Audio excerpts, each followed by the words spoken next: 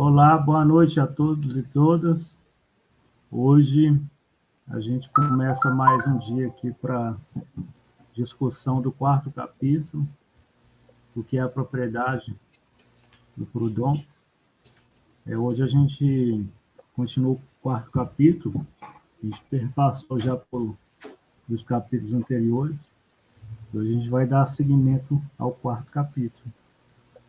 Hoje a gente está tendo aqui até o momento o Alan, do Rio Grande do Sul, e a Kira, que é de São Paulo. Dá um alô aí, pessoal, para a galera. Oi. Beleza. Então, a gente já inicia esse quarto capítulo, eu já vou estar esperando aqui, a gente já vai estar começando a falar sobre ele no momento para começarmos sobre esse quarto capítulo.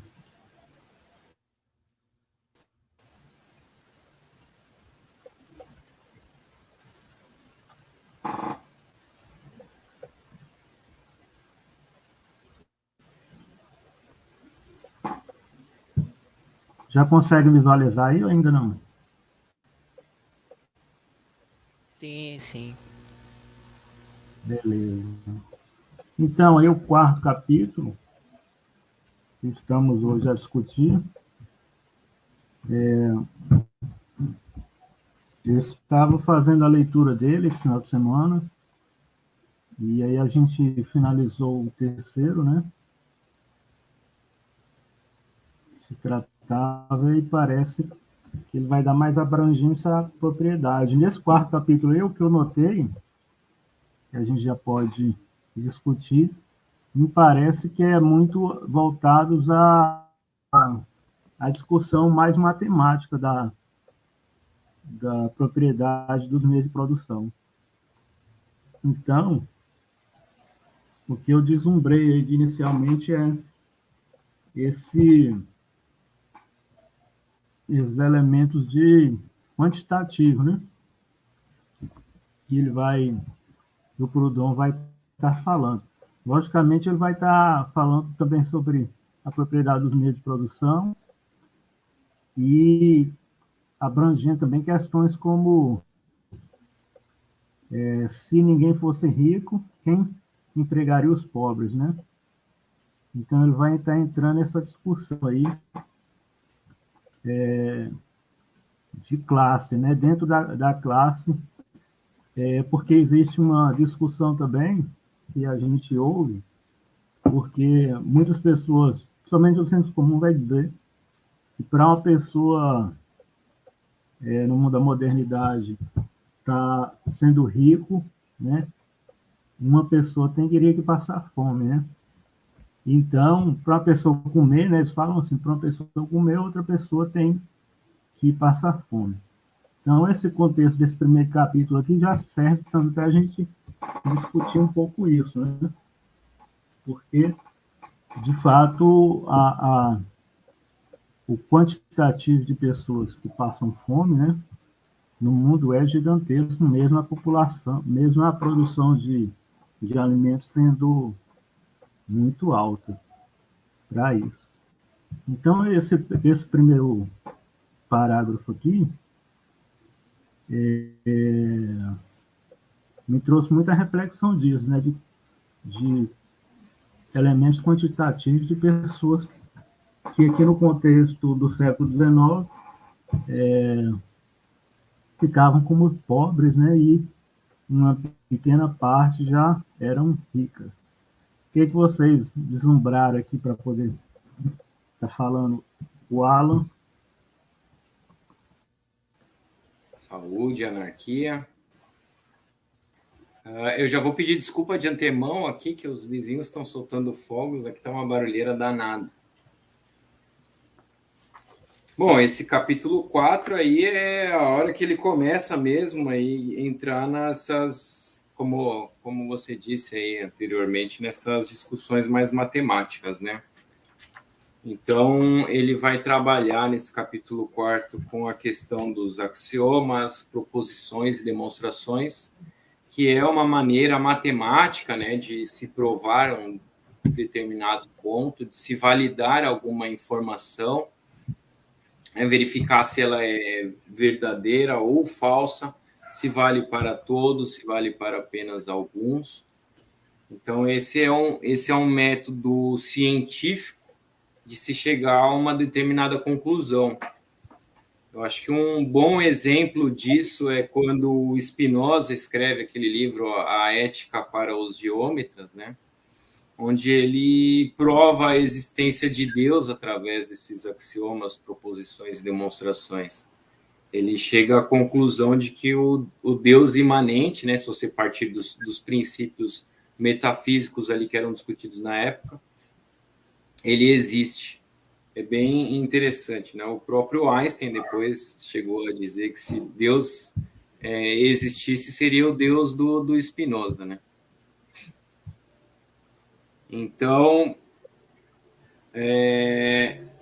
os axiomas aí, para quem não conhece muito bem, não está familiarizado com o termo, axiomas são termos que a gente não precisa comprovar, pois ele já traz a comprovação por si só, né? Então, é como a gente dizer um axioma que 2 mais 2 é 4, por exemplo, a gente não precisa provar que 2 mais 2 é 4, né? Porque a gente já tem esse conhecimento prévio. As proposições aí, né, vem do português, então a proposição ali é uma frase, é uma sentença, que pode ser verdadeira ou falsa. E as demonstrações é o próprio desenvolvimento ali das proposições para poder validar. Tá muito barulho aí, gente? Eu vou silenciar um pouquinho. Não, tá tranquilo. Agora que começou a soltar um pouco, mas tá de boa. Quando parar aqui, eu retorno.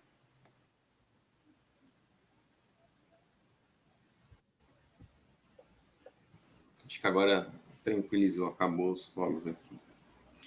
Então, o que o Proudhon tenta provar, e tenta não, né? Ele acaba provando de certa forma.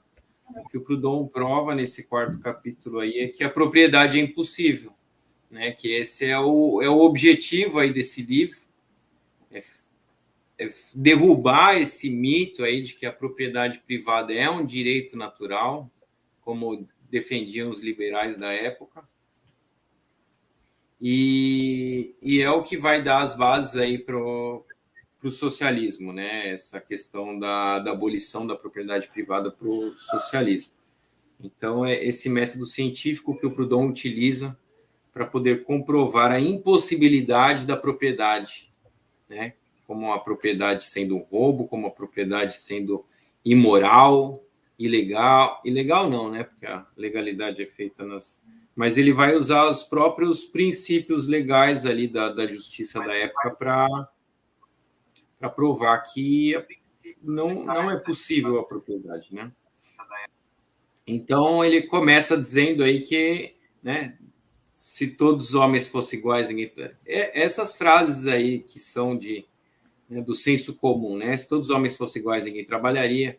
Hoje, aqui no Brasil, a gente vê circular bastante aquele meme do professor, né, que falou que não teriam mais notas, que as provas seriam distribuídas para todo mundo, e aí ninguém mais estudou, para poder dizer que o socialismo não funciona. Não sei se vocês conhecem esse meme aí, circula bastante. Mas ele traz esses debates aí, né? Se ninguém fosse rico, quem empregaria os pobres, né? E se ninguém fosse pobre, quem trabalharia para os ricos? Então, esse princípio aí de que a igualdade ela é impossível, porque se de outra forma não existiria a sociedade. Isso já foi discutido, né? Acho que foi no nosso último encontro que a gente discutiu sobre a questão da igualdade. Mas ele diz que esse é o último recurso que os proprietários utilizam, né? E aí o Proudhon pergunta, e se eu provar que a propriedade privada é impossível? E aí, como é que fica, né? Daí, logo na sequência, ele traz aí que os números governam o mundo. Essa ideia aí também era uma ideia bem antiga, né? A gente tem por mais conhecimento ali que começa com Pitágoras, com Platão, né? Pitágoras dizia que o mundo era regido por números. Isso é mais antigo, aí se procurar na própria Bíblia tem relatos ali do Salomão, do Jó, lá no século X, antes da Era Comum ainda, esse pensamento de que o mundo já era regido por leis matemáticas era bem presente, né? E aí, mais ou menos aí um pouco na época que o Proudhon estava escrevendo, o pensamento forte aí era de Newton, de Pascal. Ele até cita aí que o Eterno fez todas as coisas em número, peso e medida.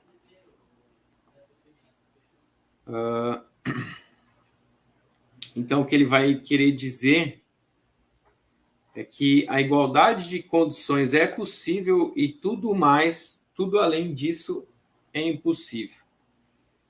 E aí é bacana a gente salientar também que ele faz uma crítica também ao regime comunista, né? Ele diz que o regime comunista é impossível. Assim como o regime proprietário, o regime comunista também é irreconciliável com a natureza humana.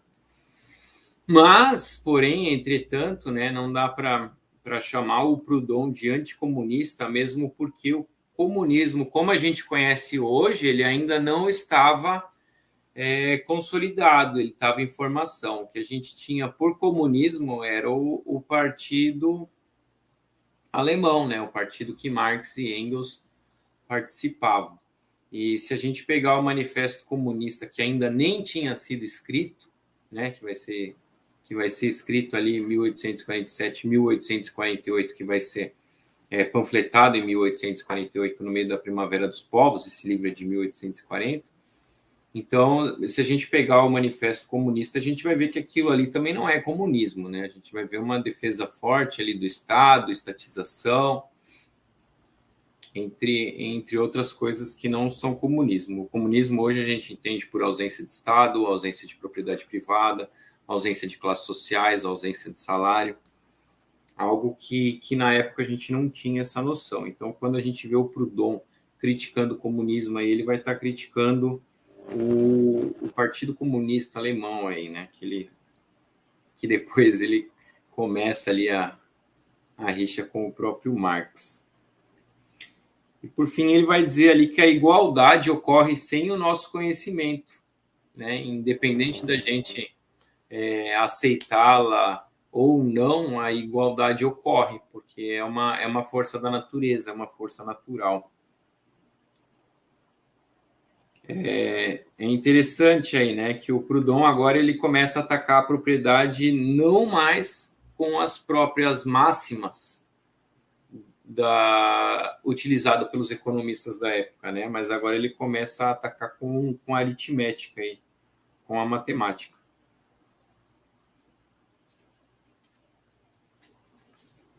Acho que eu falei ali o comecinho do capítulo 4º.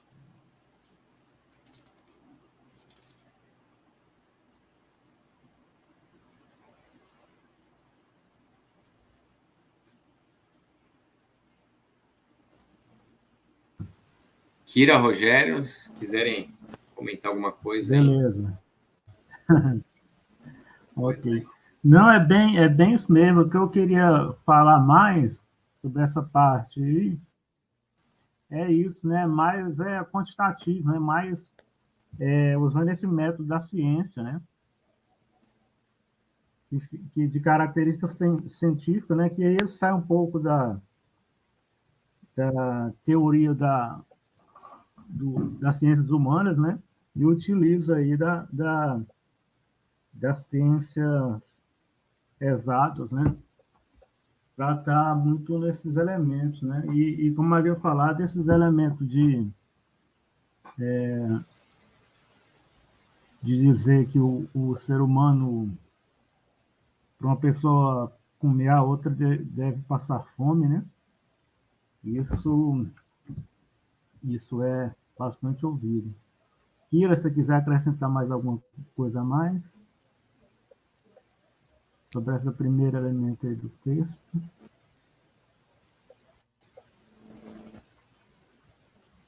Não, de boa. Beleza. Então, é isso, né? Aí depois ele vai estar agora aí nesse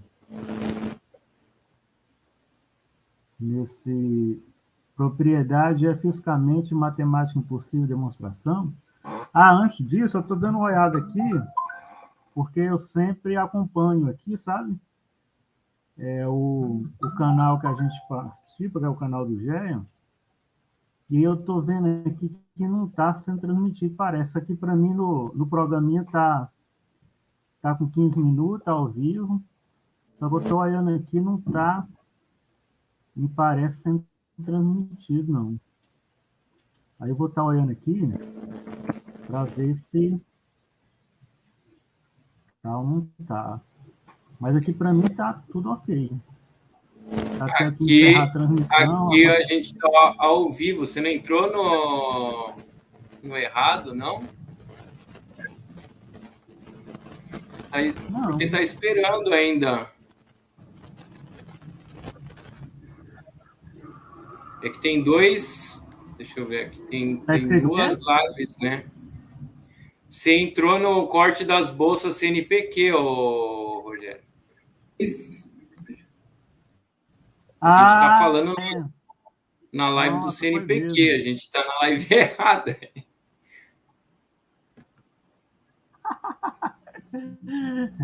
Não, se já tá, deixa, né? Depois eu troco o título, né? Depois eu troco o título, né, Alan? Aí já era. Por isso que eu tô olhando aqui e não tá aparecendo. Encerra o outro ali.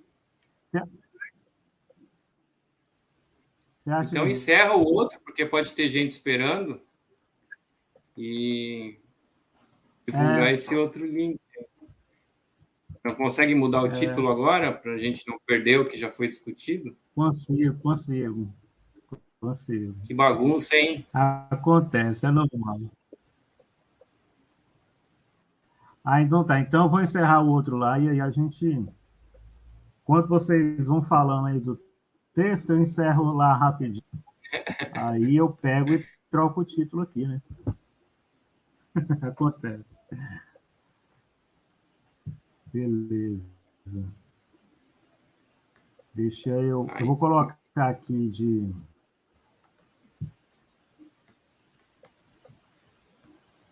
Alan, então aí você vai falando aí sobre esse próximo parágrafo aí, que é esse aqui, ó. Propriedade é fisicamente e matemática impossível de demonstração. Você vai falando dele aí, eu arrumo isso aqui, rapidão. Aí tem um conceito importante aí que ele vai trabalhar o restante do capítulo, né? Que é importante a gente falar. Que é a questão do aumento da propriedade. O que ele entende por aumento, né? E aí ele traz o axioma, né? Que é o direito de melhorias reivindicado pelo proprietário, né? Ou seja, qualquer coisa que ele tenha carimbado como seu. Isso é o aumento da propriedade, né? Esse direito de melhorias aí, o aumento da produtividade na propriedade, o aumento da expansão da propriedade. Então, a negação desse axioma é uma contradição. Por quê? Porque a ausência de aumento torna a propriedade nula e sem efeito, né? Ou seja, a propriedade perde a característica dela. Então, o que ele traz aí? Como é que é meio complicado isso aí, né? Esse aumento aí é uma prerrogativa real. Ele fala que é de homenagem tangível e consumível, né? Ou seja, uma ocupação nominal e metafísica. Seu selo é colocado para que outra pessoa não ocupe. Ou seja, esse direito aí, essa reivindicação do proprietário sobre a propriedade. né, de carimbar, dizer que é seu e conceder o direito a outra pessoa, né, mediante pagamento, mediante as melhorias, de poder utilizar ali a propriedade. Seria, então, uma permissão para usar suas coisas, né, para poder utilizar a propriedade. Então, o proprietário ele pode conceder ou vender. Aí o Proudhon diz que a venda é estelionato, né? Porque partindo da prerrogativa de que a propriedade é um roubo, de que o proprietário ele tem a propriedade de forma indevida, se ele vende a propriedade, ele está cometendo estelionato, né? Mas que a venda gera um valor para o proprietário, independente de ser estelionato ou não. Então, a quantia dessa venda ela é declarada ali pelo suposto produto, né, que se produz ali na natureza. Então, o proprietário vai fazer os cálculos ali, né, de quanto que a propriedade dele é capaz de produzir, supostamente, né, porque a gente está falando aí de uma produção futura, e vai determinar o preço a partir disso. Então, o proprietário ele detém também o dinheiro do aumento, né? Quando ele faz a venda, ele já coloca ali o aumento na venda. E o proprietário aí, o Proudhon vai dizer mais para frente também que o proprietário é como se fosse um parasita, né? Porque ele consome e não produz nada. Ele goza sem trabalhar. Ele colhe, mas ele não ara.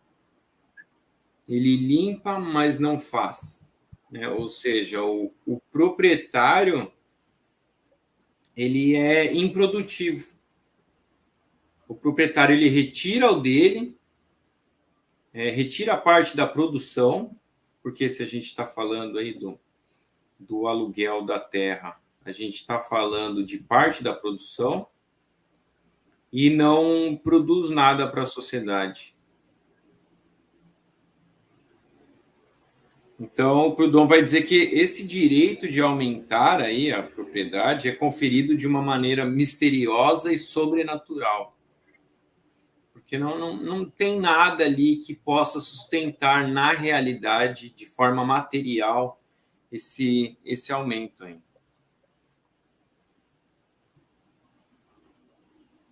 Então, ele coloca aí essa maneira sobrenatural, ele traz até 3 termos religiosos, né? 3 termos mitológicos aí. O primeiro é a consagração da propriedade, né?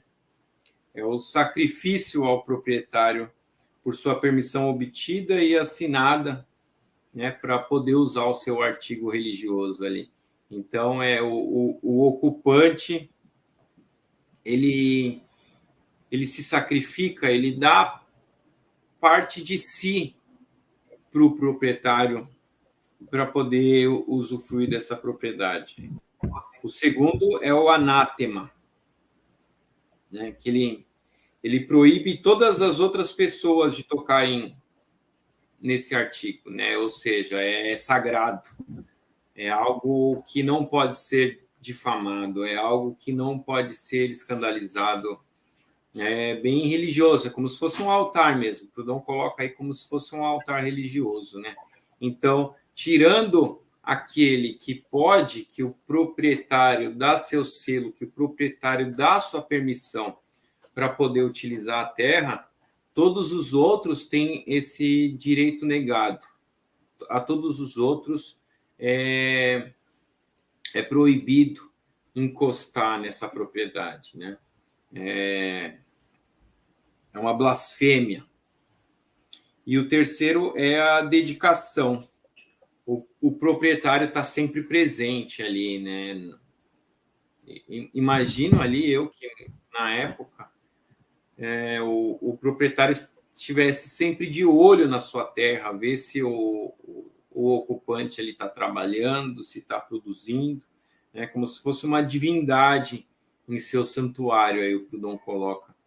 Eu imagino hoje, para quem aluga casa, né, que, por exemplo, é o meu caso, como se o proprietário viesse aqui de tempos em tempos ver como é que são as coisas, né? Ver se está bem limpo, ver se as paredes estão ok, ver se eu estou cuidando bem da casa dele, ver se eu estou fazendo algumas melhorias.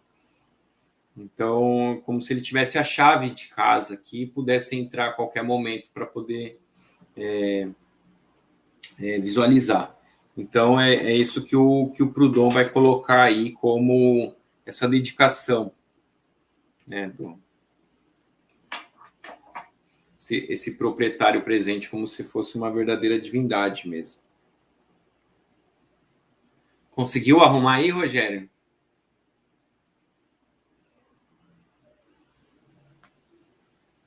Consegui sim, já está linkado lá. Eu tinha colocado mesmo no link errado aqui, mas agora já está com o título, tudo certo já, e a outra já está excluída. Aí eu estou avisando o pessoal que a gente está por aqui, aí fica melhor e daqui a pouco o pessoal já entra para participar aqui também. Mas e pode ir, que eu já vou pegar o fio da meada aqui do texto e já falo sobre ele também.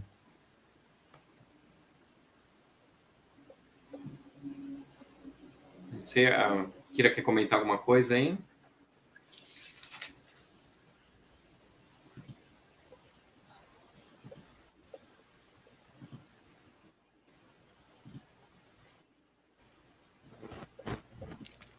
Oi, dá para escutar?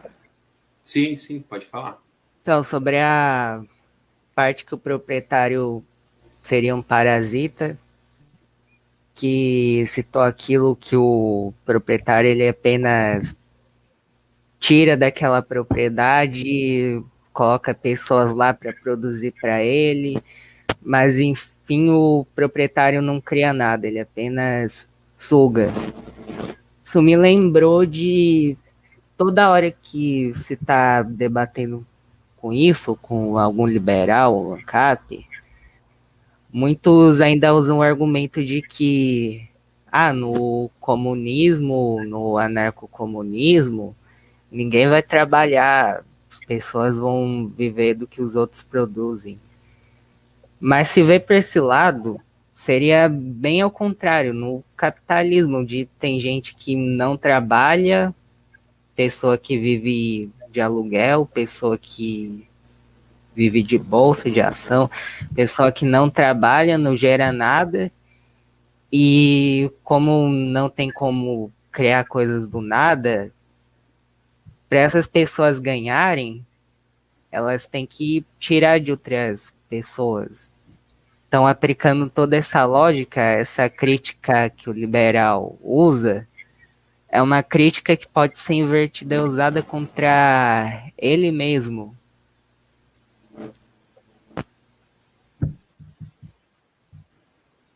Perfeito, né? Se existe algum sistema em que não se trabalha e mesmo assim consegue ali usurpar do direito da produção, é no capitalismo, né? Enquanto a imensa maioria precisa trabalhar por um salário de fome, uma minoria ali tem todas as benesses dessa produção para poder brincar de andar de jatinho no espaço, né? Fazer exploração em Marte. É essa lógica aí capitalista. Perfeito que colocou.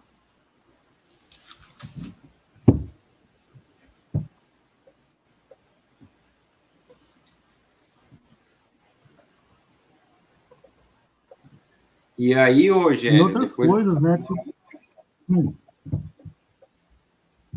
Não, pode falar que eu já vou continuar no texto. Não, mas era isso mesmo que eu ia acrescentar, era dar ênfase nisso aí.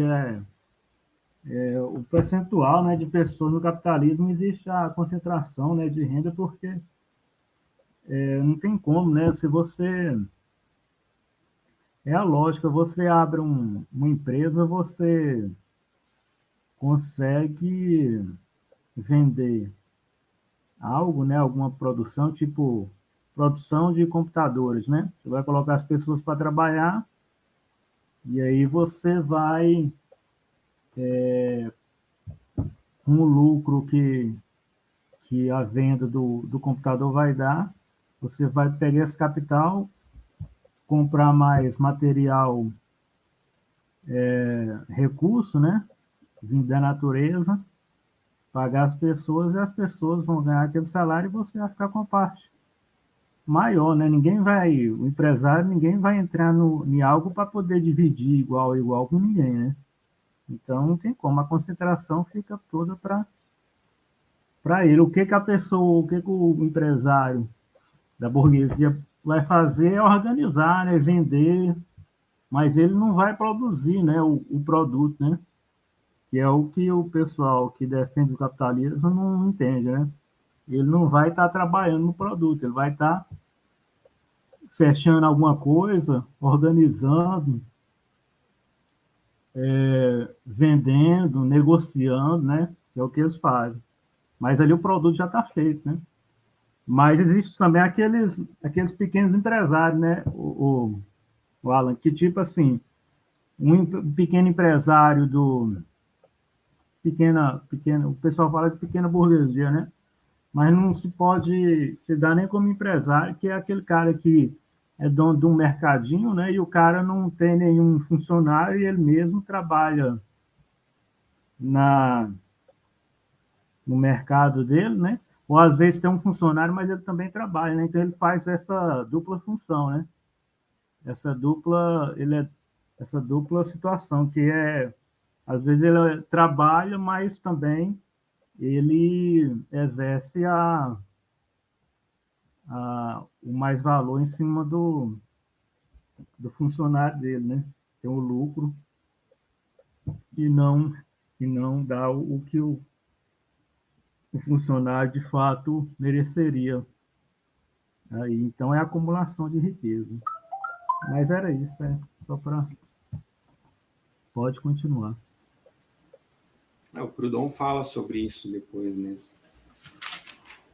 Faz essa distinção aí do proprietário que só tem a terra e não trabalha, e o proprietário que, além de possuir, ele ainda ocupa, ele ainda trabalha nela. Que aí ele tem que pagar o aluguel para ele mesmo. Ele fala daqui a pouco.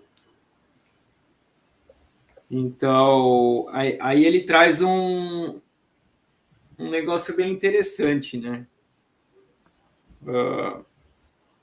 Ele vai citar Locke, e o Locke questiona: Deus pode tornar a matéria inteligente? Locke está questionando isso, se Deus pode tornar a matéria inteligente. Já o Tullier, ele vai dizer que a propriedade é uma qualidade moral inerente a uma coisa. Ou seja, o proprietário, ele está dando, né, ele está adicionando ali um caráter moral a uma matéria. Ou seja, o Proudhon questiona aí o quanto falta para o proprietário ser Deus, né? Se o Locke está questionando ali se Deus pode tornar a matéria inteligente, o quanto que falta para o proprietário que adiciona moral na matéria, né? O quanto que falta para ele ser o Deus.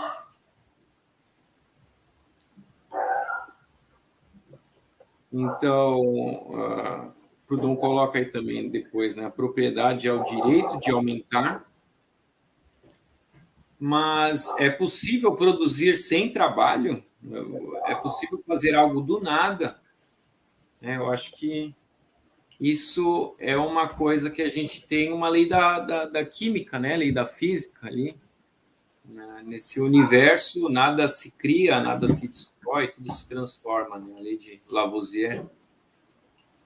Então, acho que a pergunta é respondida por si só, né? Não é possível criar valor do nada, não é possível fazer algo do nada. E se está sendo criado valor é porque está sendo produzido, está sendo colocado trabalho aí. E isso é algo que os liberais têm muita dificuldade de entender, né?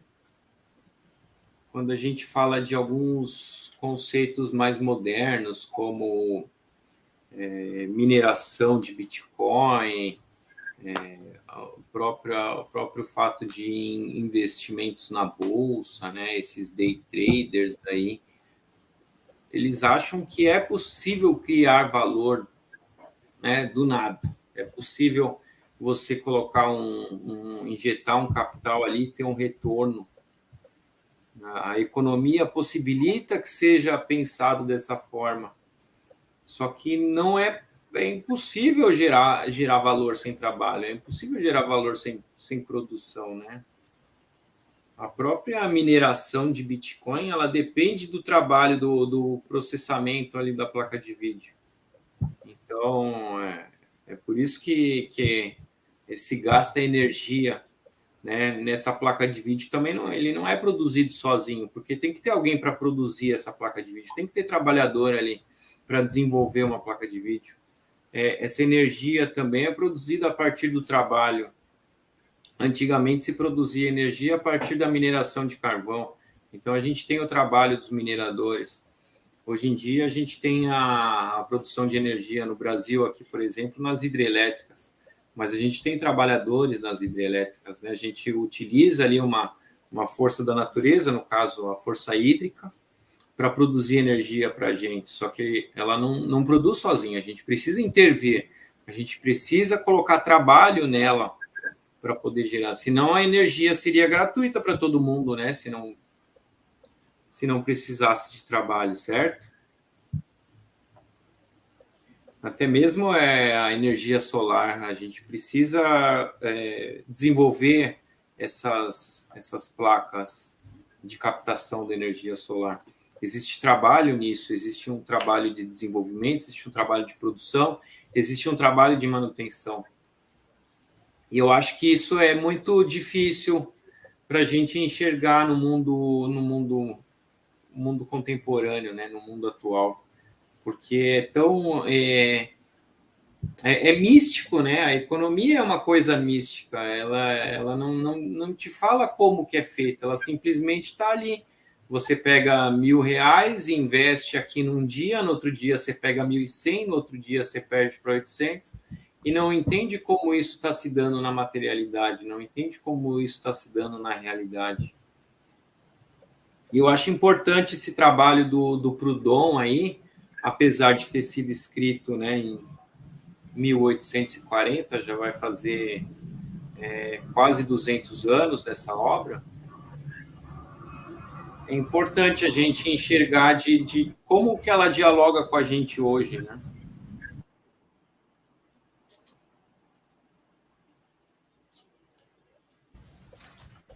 Vocês querem comentar alguma coisa aí? Exatamente, né? Não, mas esse dialogar que é o fundamental, né? Porque mesmo assim a gente não, claro, a gente tem que ter cuidado para não fazer os anacronismos, né? Mas essas obras de antigamente, elas são atuantes quando a gente consegue deslumbrar algo que esteja acontecendo hoje, né? Principalmente, né? Então, existem vários fatores que do século XIX, e aí a gente tem que entender, porque o capitalismo ele é um sistema bastante novo, né? O capitalismo, ele é, dentro da história, o capitalismo ele nasceu ontem, né? Tem aí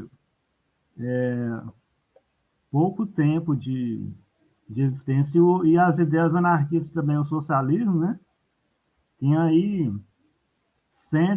no máximo 150 anos, então é muito novo, né? Ainda não tem ainda nem 500 anos de existência. Então, muito dessas obras a gente consegue, elas vão estar ligadas no hoje, né? No agora, que é essas situações que vão estar estabelecidas aí, como nesse capítulo aí que o Proudhon tá dizendo sobre a acumulação de riquezas, né? E essa prática de análise científica a partir da matemática mesmo. Pode dar prosseguimento.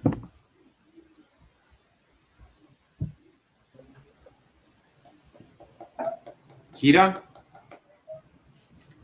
Comentar? Não.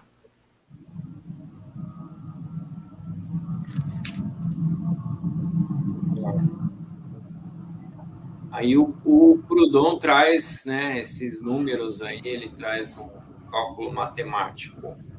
Acho que não vale a pena a gente entrar aí nessas questões dos cálculos, né? Mas é bom a gente entender o que ele está dizendo aí, né? Ele traz essa lei do aumento.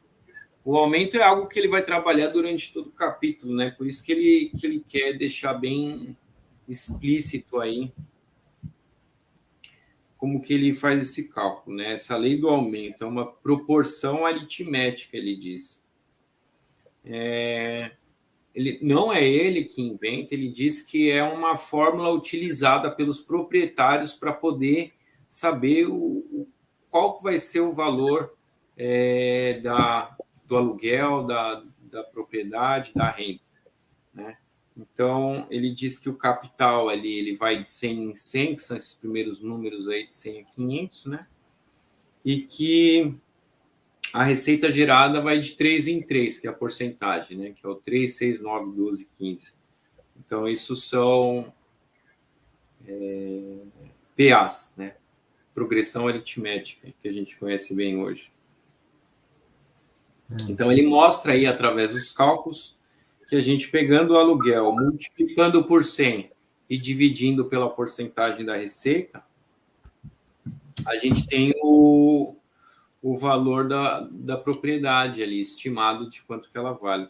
Da mesma forma, se a gente pegar o valor da propriedade, multiplicar pela porcentagem aí, pela receita, e dividir por 100, a gente vai ter aproximado aí o valor do aluguel. Então, é um cálculo que os proprietários utilizavam nessa época aí na França, né?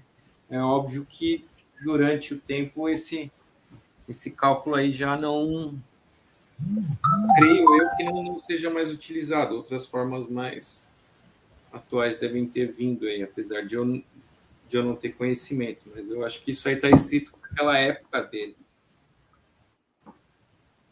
E aí ele diz que a quantidade de aumento ela vai continuar sempre a mesma, ou seja, ela é proporcional à coisa aumentada, né?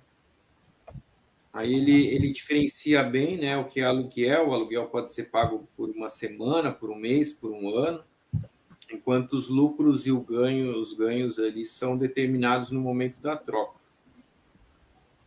E a quantidade do aumento é proporcional ao tempo.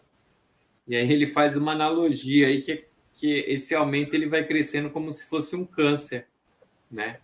Com o tempo, esse aumento vai crescendo mais e vai se tornando mais oneroso aí para quem está ocupando propriedade, né? Aí o Proudhon diz que o aumento pago ao proprietário é um peso morto, né? Porque o proprietário ele não dá nada mais por esse aumento. Por quê? Porque se ele desse alguma coisa a mais, a propriedade não seria plena. Se lembra ali nos outros capítulos onde a gente discutiu de que o proprietário ele tem um domínio absoluto sobre a propriedade? Então, quando ele aluga a propriedade em sua totalidade, né? Então, não é possível esse aumento, não é possível ele incrementar mais nada, porque ela já está em sua totalidade. Então, esse ganho permanente do proprietário é uma perda constante para o ocupante ali. O direito desse aumento oprime, né, o proprietário, bem como o estranho. O que ele quer dizer aí? E isso é genial. Se ao invés de alugar, o proprietário for lá e ocupar ele mesmo, que é o que você estava dizendo, Rogério, ele tem que pagar o aluguel para ele mesmo, né? Isso a gente não tem nem discussão, isso é um axioma pelos economistas.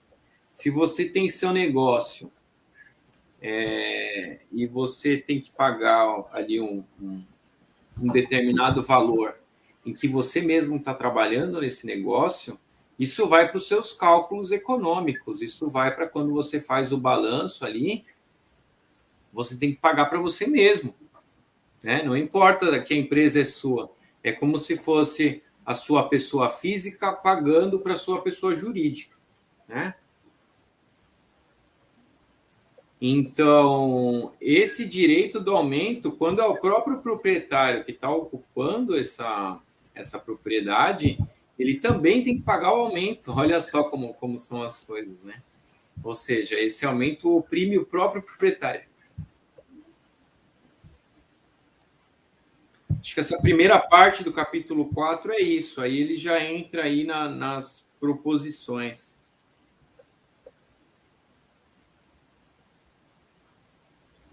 Exato. Como que a gente faz? A gente discute algumas proposições aí e deixa o restante para o próximo encontro? Acho que não vai dar tempo de falar sobre todas hoje.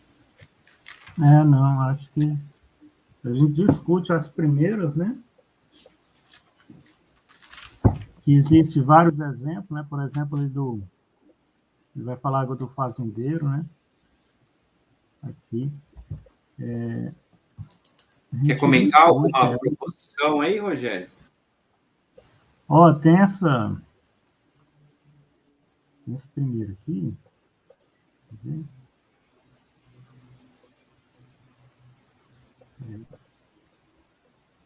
Essa aqui, né? Um fazendeiro diz: é um fabricante de trigo que, entre outras ferramentas, que servem para modificar o material do qual fabrica o trigo, emprega uma grande ferramenta que chamamos de campo. Se ele não é o proprietário do campo, se for apenas inquilino, paga ao proprietário pelo serviço produtivo dessa ferramenta. O inquilino é reembolsado pelo comprador, este último por outro, até que o produto chegue ao consumidor. E quem resgata o primeiro pagamento, mais todos os outros, por meio dos quais o produto finalmente chegou às suas mãos.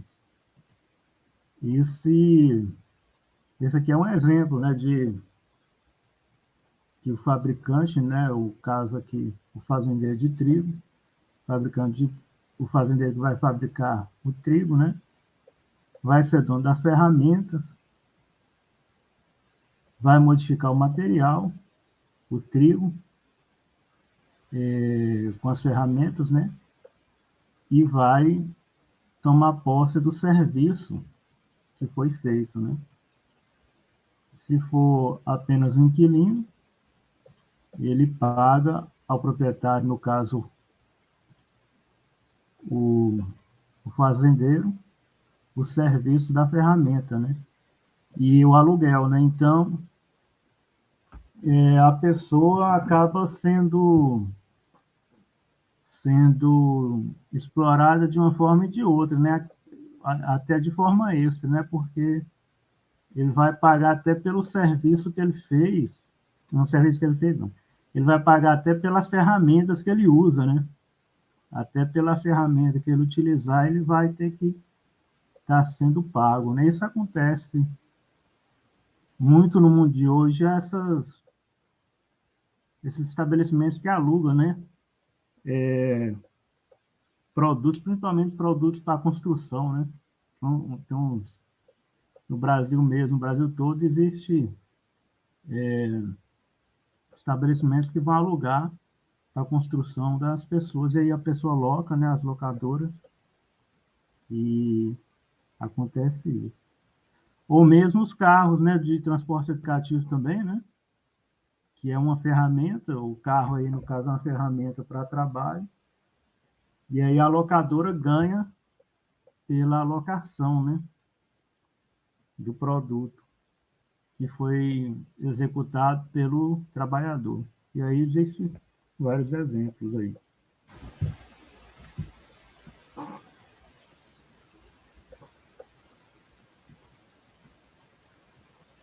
Quem mais fala mais sobre alguma dessas aí?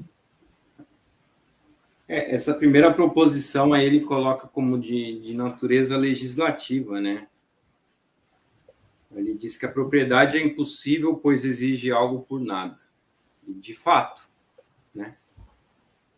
Ele coloca aí que é o mesmo fundamento da origem da renda agrícola. Não tem como explicar. Ele fala que é igual o elefante que chegou na Lua, né? Ninguém consegue explicar como, por quê que tem um... Hoje a gente conhece como o elefante em cima da árvore, né? Tipo, a gente não consegue identificar bem como é que ele chegou ali, né? Não consegue... Mas ele está lá. Enfim. E eu acho legal que ele coloca aí, ele vai citar esse economista, o Say, né? Que o Say vai defender que o proprietário aumenta a utilidade dos produtos. Só que o Proudhon vai dizer que não, de forma alguma, os trabalhadores que aumentam a utilidade dos produtos. O proprietário não faz nada, né? Ele não faz absolutamente nada. E aí o Say vai dizer que se não houvessem proprietários, os fazendeiros lutariam entre si pelas terras, né? Ou seja, para esse economista burguês aí, é preciso haver a propriedade para os fazendeiros não saírem lutando entre si, como a gente tinha o quê? Lutando aí num feudalismo, onde a posse das terras ali era disputada na espada, mas de certa forma, né, mesmo no feudalismo ali, era a igreja que detinha o maior poder ali das terras. Mas, né, enfim. E aí ele vai trazer... Oi?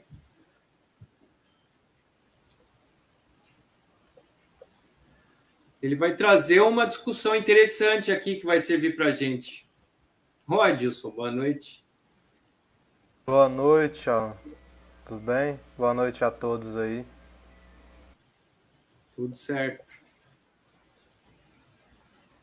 E olha só que interessante aí que ele traz, né? Ele vai dizer, ó, esse Quesnay, ele diz que toda a produção vem da terra.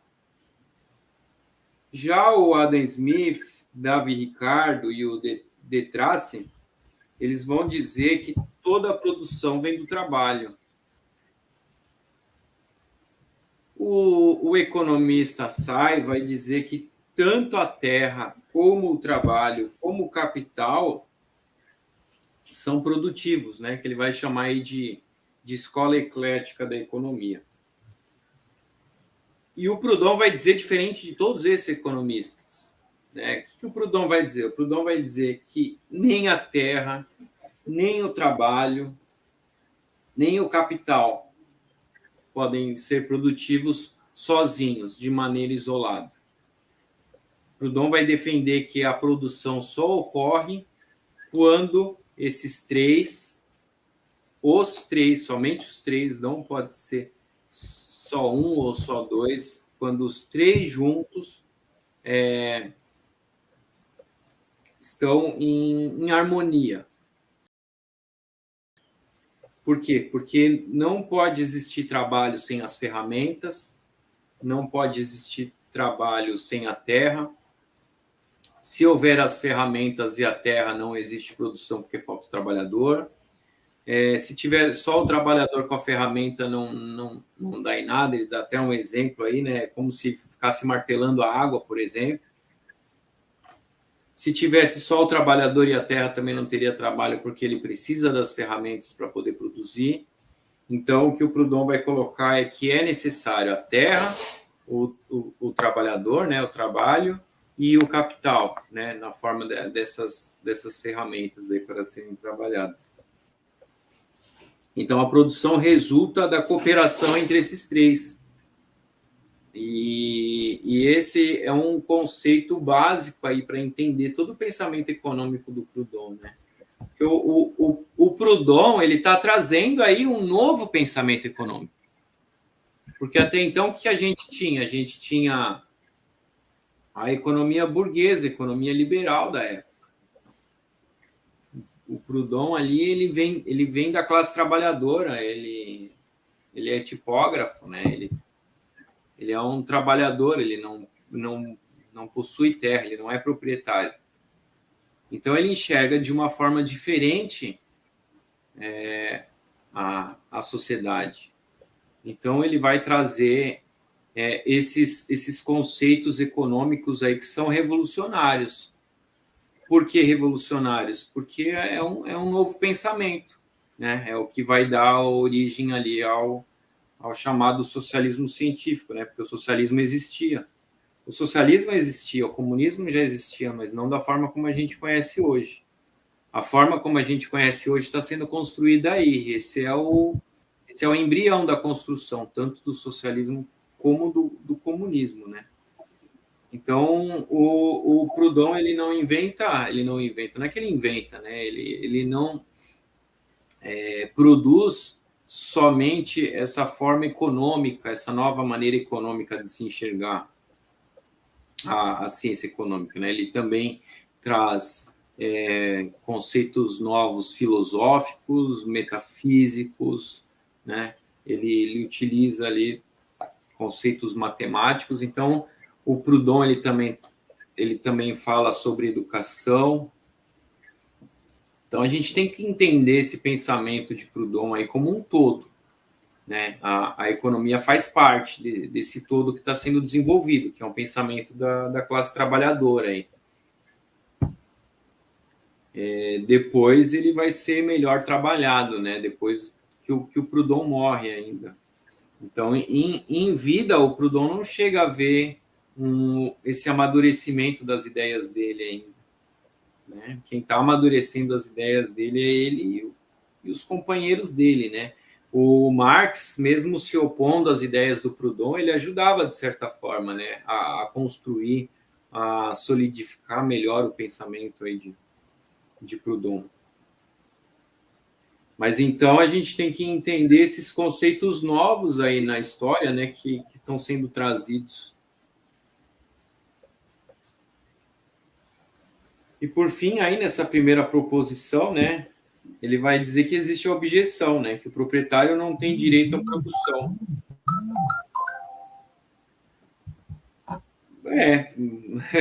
Não existe participação na produção por parte do proprietário, né? Aí ele vai dizer que os produtos são comprados apenas por produtos, né? Esse é o princípio aí do comércio que ele já trouxe nos capítulos anteriores. Então ele vai condenar a propriedade de novo, né?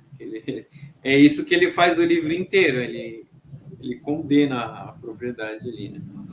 Então ele diz que a renda agrícola é um aumento real, e esse aumento real, né, aumento real pautado na própria materialidade, na própria realidade, é uma extorsão baseada em fraude e violência. Então, o proprietário não produzindo nada é um parasita, né? Aí traz isso que a gente estava falando mais cedo. E a conclusão que ele chega aí nessa primeira proposição é que a propriedade é impossível. Acho que não tem muito como discordar desses argumentos aí, né, Rogério?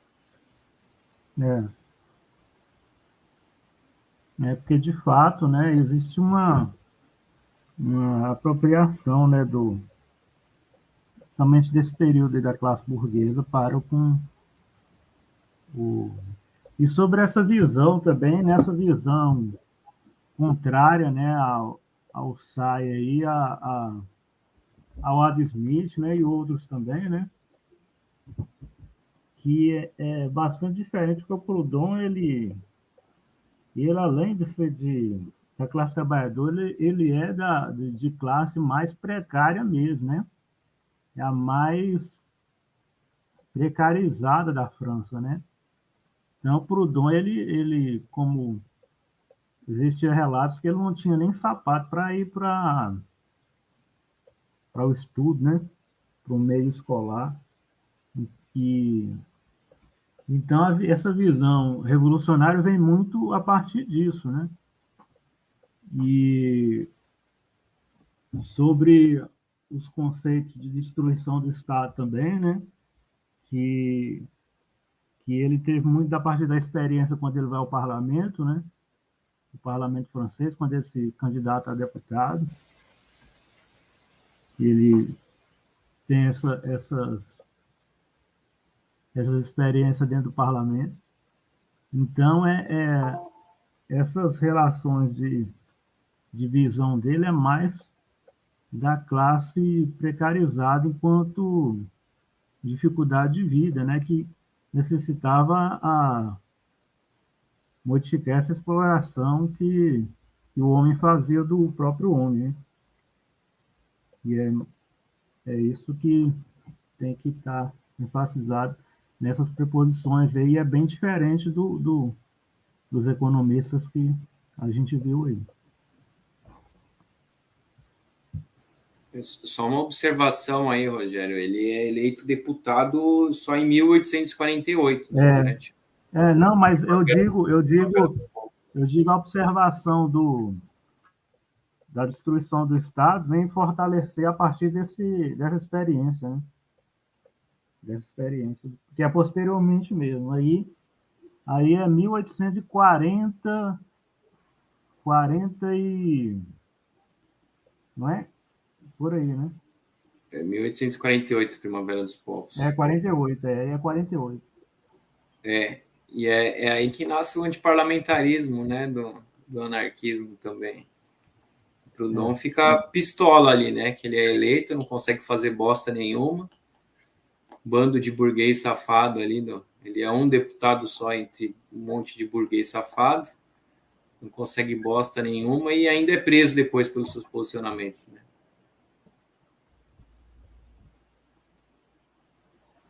Exato. Adilson, ok aí, Adilson? Está nos ouvindo? Tô ouvindo, de boa. Você quer que eu fale? Comenta aí. Pode comentar, se você quiser aí. Então, deixa eu só centralizar aqui a câmera. Aí. Então, assim, que eu li do texto, nessa parte do capítulo 4, eu entendi que Proudhon vai frisar cada vez mais a questão da propriedade, né? E, assim, ele vai mostrar, né, as tabelas, né, o valor do uso, né, do aluguel, né? A questão de quanto a questão da propriedade é significativa, né? A questão do valor, né? Agregado, né? Que vamos supor que um imóvel que vale aí, sei lá, 500, 200, 300 mil libras, vai ter 3 mil, que é 3%, né? 2%, 2 mil, né? 2 mil libras de preço precificado no aluguel do imóvel, né? Do imóvel, de uma casa, de um terreno, né? Aí ele falou que a precificação, né, de acordo com 3% a 5% do valor daquele bem, né, que é o imóvel, né? Então ele vai fazer esse ataque, né, a respeito da propriedade e que dizer, né, que o ser humano não há como ter uma propriedade devido à sua natureza de expansão, né? O ser humano, né? Eu acho que é mais ou menos isso que ele vai dizer no texto dele, né? Nesse capítulo 4. E ele critica muito essa questão da propriedade, né? A todo momento no texto ali ele vai falar da propriedade, vai mostrar o quanto é complexo a situação, né? Ele vai dar sempre exemplos, né? de como a propriedade ela é uma coisa impulsionada, né, pela burguesia, né, e ele vai dar esses exemplos, criticar, né, mostrar o quanto é, há um prejuízo social, né, e o custo, né, que é elevado, né, por causa da questão da propriedade, né, e aqueles que não dispõem da propriedade, né, que são outras pessoas, né, ali no meio, eu acho que não onde ele cita, né. Então, eu acho que Proudhon ele vai fazer essas críticas, né? E ele a todo momento, acho que principalmente agora nesse capítulo 4 aí, ele vai fazer esses levantamentos, né? E Proudhon, ele, de certa forma, é, na sua obra toda, né, ele vai levantar essa questão da propriedade, criticar, né, mostrar o quanto é importante essa crítica a respeito da propriedade e que a propriedade é um elemento da burguesia que deveria ser extinto, né?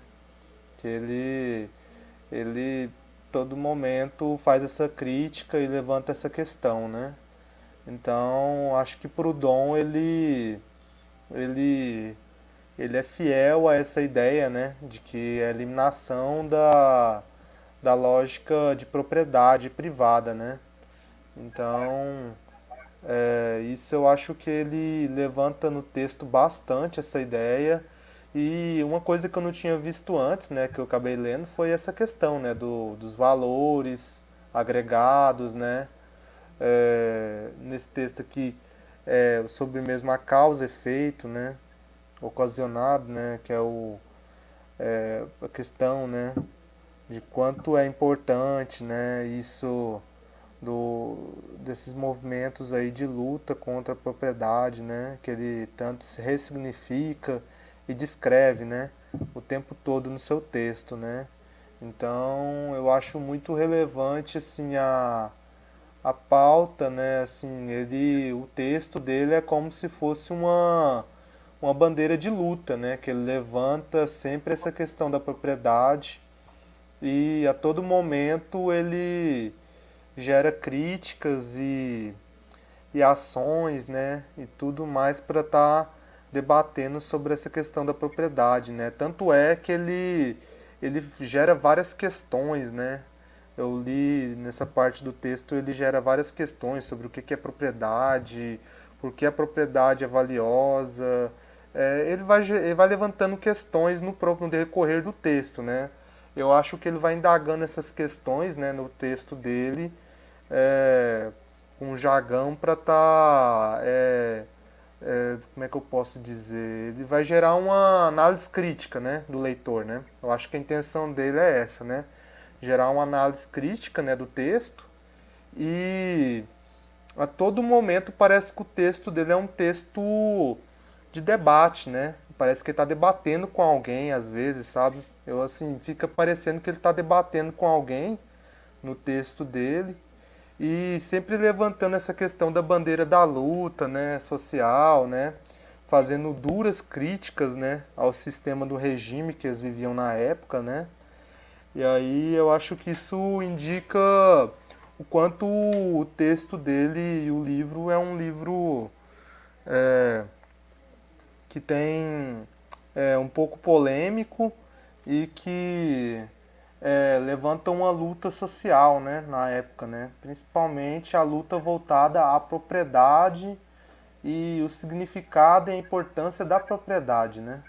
Por que que a propriedade é importante? Quais os elementos que favorecem a burguesia no quesito de domínio, né, de dominação, né, da terra, dos espaços, né? Então ele acho que ele quer caracterizar também essa questão da desigualdade, né, social, elementos de crítica, né, crítica à sociedade, crítica ao modo operante burguês, né, o modus como opera. Você quer falar, Rogério? Não, ok, pode continuar aí. Mas é Não, bem então, o isso que eu mesmo, Adilson. entendi Pode falar. É bem isso mesmo, Adilson. O texto ele é revolucionário, né? Ele é bastante eficaz aí para os dias de hoje. Aí a gente começou a falar de duas, né? A gente pode deixar para o próximo encontro, né? Essas próximas que a gente tem de exemplo lá para estar questionando. Hoje a gente faz uma livezinha mais suave, mais menor, a gente já está com 1 hora, e aí já deu para a gente ter ideia desse Você vai quarto responder capítulo alguma também. pergunta, Rogério, de alguém? Ou não teve pergunta, no caso? Aham, teve aqui algumas questões aqui que o Pinicar, não sei falar o nome dele. É um russo aí, entrou na live, ó, Rogério. Aí ele escreveu aqui, mas eu não entendi muito bem. Ele escreveu Weisstift, coisa assim. O PH também mandou um olá aqui, né? PH que faz falta aqui nas nossas lives, né? O PH pode já estar com a gente aqui. A gente está sempre participando fazendo essas lives aqui que são boas para estar influenciando de alguma forma, né? Ajudando aí a refletir, pelo menos a classe trabalhadora, né? Que agora nesse fim de ano a gente tá para ir para refletir, porque ano que vem a gente tem várias coisas para poder fazer e lutar conforme a necessidade do Brasil, né? E aí foi essas duas mesmo, né? Que a gente teve, né? Hoje é um dia de domingo, final de ano, o pessoal, muitas pessoas estão viajando, né? E aí, em outro momento, ano que vem, a gente pode estar iniciando para o final de janeiro, nosso próximo encontro, né, do decorrer do 4º capítulo aí, para estar dando prosseguimento aí no que o Proudhon tem já a fazer a gente refletir. Porque Proudhon é isso, né? Proudhon é muito reflexão, né, Alan? Proudhon, o Samir já fala para a gente, né? O Proudhon é muita reflexão. O Proudhon não é um autor de forma direta, né? Um autor de falas, como que eu posso dizer? Falas mais exaltadas e diretas, né? Objetivas. O Proudhon, ele traz mesmo a reflexão para a gente discutir mesmo, né? E é isso mesmo. Assim, no final de agora que já chega o final de ano, eu pus essa pauta. O que vocês acham aí do autor do Proudhon, né? O que vocês... A gente já está aí os capítulos, né? E vocês pensam aí como que esse autor ele se comporta, né? Como que ele se comporta na sua escrita, né? Porque para mim ele traz muita reflexão, né?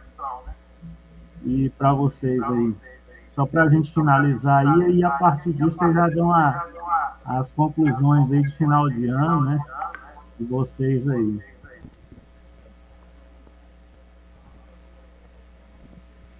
Você está querendo que eu fale a respeito disso? Pode. Rogério? Então, o que eu li, né, eu pude entender do Proudhon, ele assim, é que nem eu disse antes, né, ele faz uma crítica bem assim forte, né, sobre principalmente a questão da propriedade, né, que para ele eu acho que fica bem claro no texto, né, que não deveria haver propriedade, deveria ter uma forma de ressignificação, né, da forma de uso, né, dos espaços, não como uma propriedade privada, né, de um monopólio ou de um senhor, né, de terra, entendeu?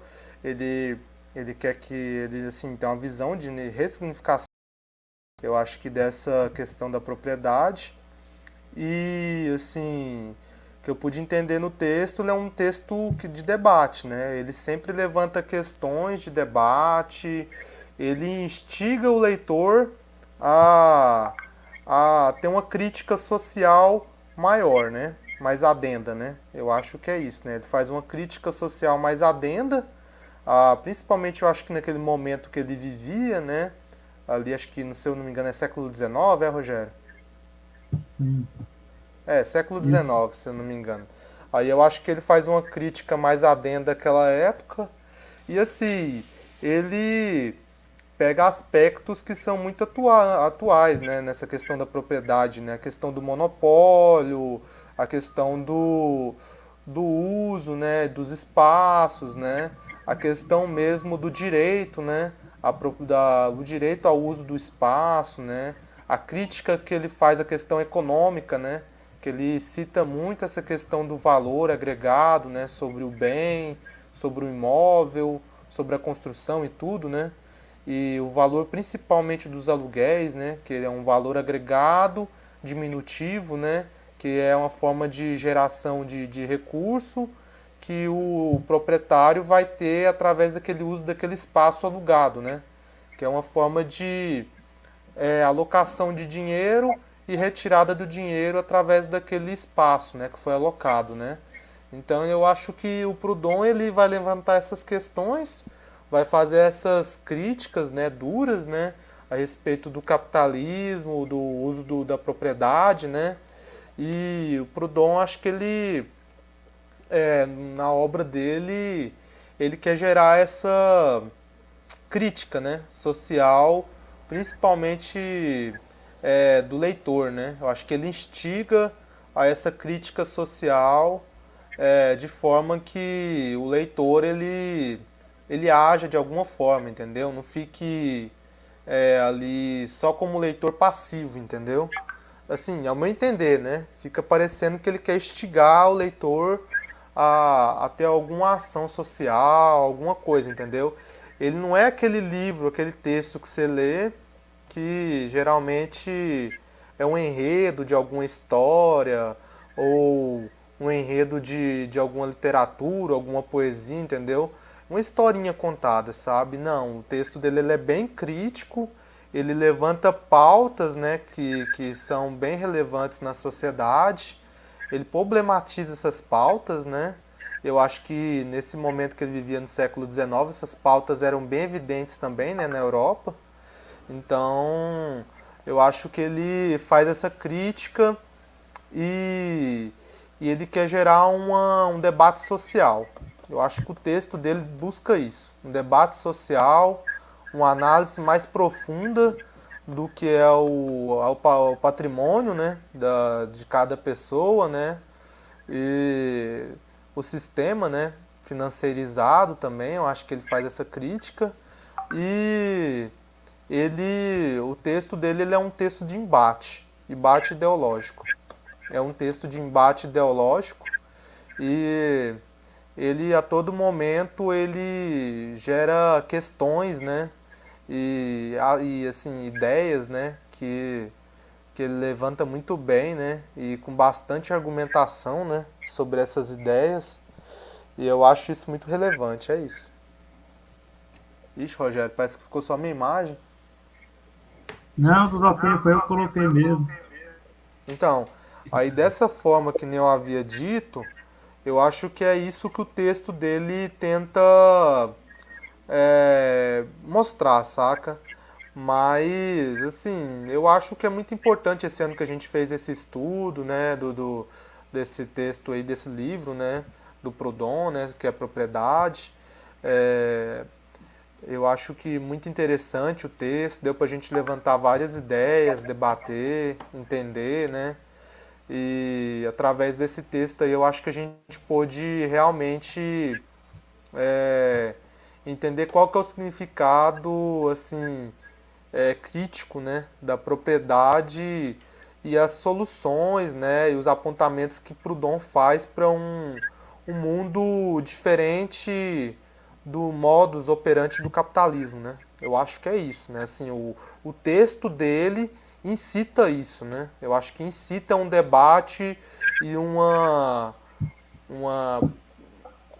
como é que eu posso dizer, uma difusão, né, de ideias que, que vão trazer elementos que vão gerar debate na sociedade e posicionamentos políticos, ideológicos, que vão gerar debate sobre coisas que são intrínsecas ao modus de poder operante do capitalismo. É isso. E aí, Alan? E agradecer, né, todo mundo que já participou das nossas lives aí. Eu acho que no decorrer desse ano todo aí a gente aprendeu muita coisa. Eu acho que foi importante para todos nós que estamos participando aí há bastante tempo do grupo de estudo. E dizer que é mais um ano que se passa e que foi um ano até proveitoso em vista das dificuldades, né, que o país todo mundo está passando aí, esse colapso financeiro aí, essa questão do país também de muita gente que está na miséria, na fome, na pobreza extrema, né? Mas eu acho que a gente são desafios, né, que existem hoje aí que a gente tem que superar e enfrentar, né, e buscar soluções aí para a forma que está posto aí, né, a sociedade, o mundo, né? É isso.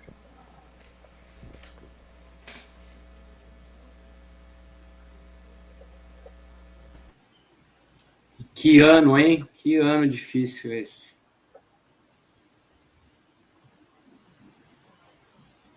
Bom, para mim, no meu Verdade, Alan. entendimento aqui, o Rogério, o Proudhon não é fácil, não é uma leitura fácil, mas a gente tem que entender que o Proudhon está lançando as bases teóricas aí de uma nova ideologia, né, dá pra gente dizer assim. Então, a importância das suas obras é imensa, é monstruosa, né? Mas eu acho que não é uma leitura para você iniciar nem no socialismo, nem no anarquismo. É uma leitura de aprofundamento, é uma leitura que ela exige um conhecimento prévio sobre filosofia e sobre economia, principalmente, né? Mas que também exige um conhecimento prévio sobre história e sobre diversas outras áreas aí que ele vai trazer as discussões, né?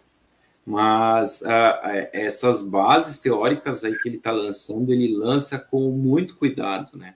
Ele lança com bastante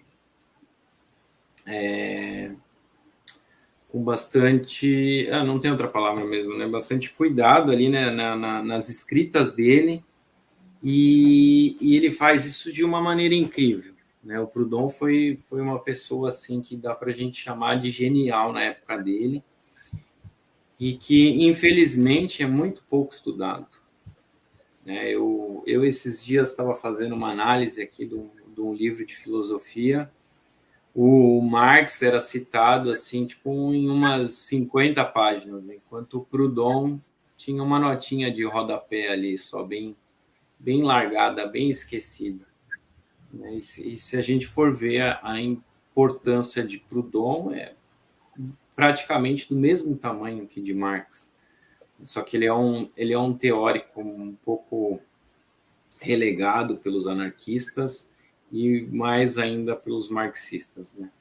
Então, como que a gente vai poder compreender essas bases teóricas socialistas sem entender Proudhon? Não tem como. Né? Não tem como. A gente está dando um salto que faz a gente perder muito da maturidade do próprio socialismo aí.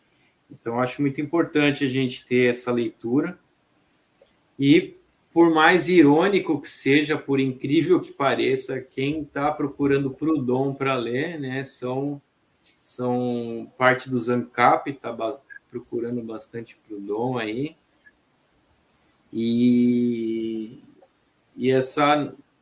esse mutualismo, né, que parece que reviveu aí, porque o mutualismo como movimento na realidade, ele não existe desde a Comuna de Paris, mas de alguma forma existem pessoas que ainda hoje se reivindicam mutualistas, né?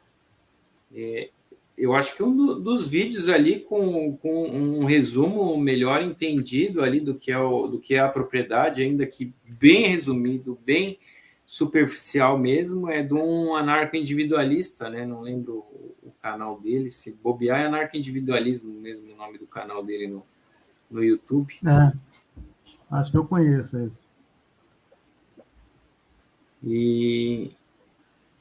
E eu acho que como aprofundamento teórico, a gente precisa procurar as bases, sim, e ler e entender o Proudhon. Acho que esse trabalho que a gente está fazendo aqui, eu entrei na metade da discussão do livro, aí queria ter conhecido o grupo antes para ter participado desde o início, mas eu acho que esse trabalho que a gente está fazendo é muito importante aí para trazer o que estava sendo discutido na época, né? Para trazer, colocar uma luz aí, facilitar também o entendimento de quem está procurando. Infelizmente, não é um vídeo de 1 hora ou 2 que a gente vai poder resumir toda essa obra incrível aí do Proudhon, mesmo porque o que é a propriedade é só a introdução para o pensamento do Proudhon, né? Acho que depois que a gente acabar, a gente pode ficar aí uns 5, 6 anos discutindo aí a filosofia da miséria e a gente não vai ainda esgotar o assunto, porque são dois livros aí, né, que foram lançados que tem bastante conteúdo mesmo. Mas eu quero parabenizar aí também a persistência do grupo, porque não foi fácil o ano, está bem difícil. E seguimos na luta, né? Independente do que vem aí, eu acho que essa é uma das características mais marcantes do anarquismo, que é a não desistência. A gente sabe que não vai ter ganho nenhum, a gente sabe que vai apanhar, que vai levar pancada, que vai se prejudicar, mas a gente não para porque é isso que a gente acredita. Então, eu quero parabenizar aí todo mundo aí que persistiu e que continua lutando aí. Saúde e anarquia. Kira, você falar como que está sendo aí estudar, né, Proudhon, e um pouco também como que você vê sobre esse autor. Eu achei um pouco complexo, uma leitura bem maciça. Mas ao ler esse livro, ele ajudou bastante a reforçar algumas argumentações que eu estava desenvolvendo, que eu estava pensando. Foi isso. Beleza. Bom, então a gente finaliza aqui, né, esse ano. E nosso próximo encontro deve ser lá para final de janeiro, mais ou menos, né, daqui umas 3 semanas, para a gente continuar aí a falar sobre o 4º capítulo. A gente encerra aí as atividades hoje, né? E dizer que é importantíssima aí a presença de vocês, parabenizar a todos, né? Que um coletivo para ter grupo de estudo, né? Grupo de estudo, pessoal, às vezes o pessoal gosta mais de ação, né? Ação, atividades, essas coisas. E a teoria também é muito fundamental, né? Para a gente ter a teoria, para a gente fazer o estudo, ver quais são os pontos, o que já aconteceu, para a gente ver acertos e erros, né? Para quem tem a prática aí, a gente faz o convite de que fazer a leitura de algo é fundamental, é muito importante para a gente saber o que pode ser feito no nosso contexto hoje, né? Então, o texto do século XIX, o texto do século passado, século XX, o texto de hoje, eles são fundamentais para a gente mesmo. E Proudhon é muito isso, é difícil, é um autor complexo, mas é fundamental, né? E aí, desejar um final de ano aí para vocês, boa virada de ano aí para todos, e retornamos aí no final de janeiro aí, para dar continuidade sobre o nosso estudo. Obrigado, pessoal, valeu demais, viu?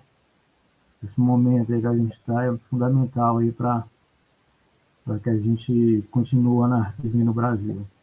Valeu, obrigadão, Adilson, a Kira e o Alan aí.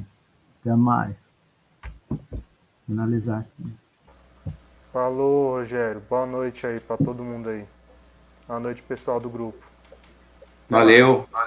E no próximo hein? quero ver o PH aqui com nós também. É mesmo, chamar o PH para participar. Ele só comentou aqui hoje.